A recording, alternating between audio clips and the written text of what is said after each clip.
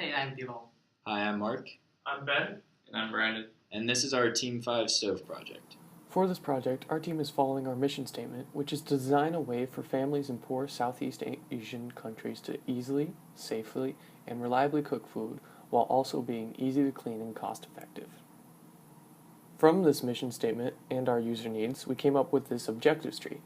As you can see, our four main objective categories are safety, functionality, cooking, and fuel, with the respective weighting just below each. Each category breaks down the main objectives into sub-objectives and constraints that we found were necessary based on our users' needs. So then as a group, we came up with an objectives list where we collectively decided on over a dozen aspects or objectives that we wanted to include in our stove. The most important being reliability, non-toxicity, containment of temperature, and the ability to hold all solid fuels. We then took the different objectives and made a metrics table to show the different ways we could measure the objectives we wanted our stove to have. After ranking the metrics, the most important were the number of uses before maintenance is needed, maximum temperature before the stove breaks, the number of usable fuel types, and the amount of fuel to boil water. We then took the information from our objectives list and our metrics table to create a requirements matrix to map the objectives we can measure by our created matrix. Hi, I'm Mark. So the first function of my stove is a small spark to ignite the fuel, which can be seen as a small flame in the picture. This would prevent our users from having to make an often fruitless and sometimes dangerous trip to get lighters or matches. A second function is a heat-absorbing layer between the burning fuel and the exterior of the stove, which can be seen as the spotted area on the diagram. This would make it so that the people using the stove or children would not be burned when the stove is in use. Another issue that people have with simple biofuel-powered stoves is that the fuel will stop burning or cool down before the food is cooked. So the third function is a sensor that can tell the temperature and reignite the fuel if it gets too cool to cook the food. The last function is a removable fuel container. This makes it easier for the users to both add fuel to the stove and also dispose of the ashes after it has been used. Hey, I'm Ben. This is my stove idea. Hello, this is Ben, and this is my idea for a stove to fit our mission statement and user needs.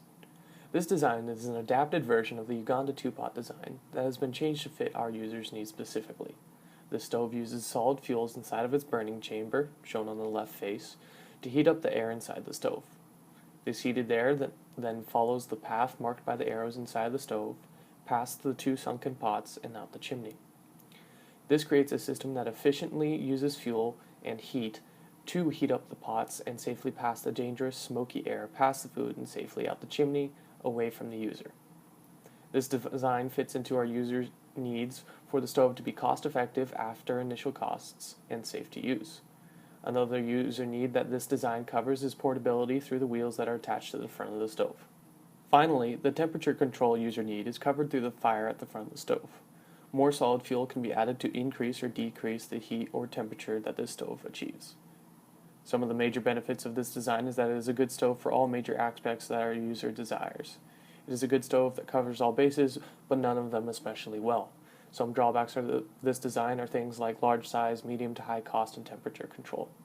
Overall, this stove is a great candidate for our user and our mission statement. Hi, I'm Dilong. Hey, this is my concept. It looks similar with what we use at home, but it's different because it will meet some people's needs who live in the third world. Look at the base. It's a collapsible triangle shelf, so it's easy to carry out and able to support the stove stable. Let's go to the stove. It looks like regular stove, but I upgraded a little bit and just to meet their needs. The burners will be surrounded by a circle board, so it will be windproof and it's good for the users who usually cook outside. And there is a cleaner trough. After cooking, people could pour some cleaner and it will flow down and clean oil that stays in the stove itself. A cap is on the bottom. If they finish cooking, just cap it and the fire will be died because no air intakes. Overall, it's easy to operate and to carry, as well as it could save your money because it's efficient. Hi, I'm Brandon. My concept design focused primarily on portability.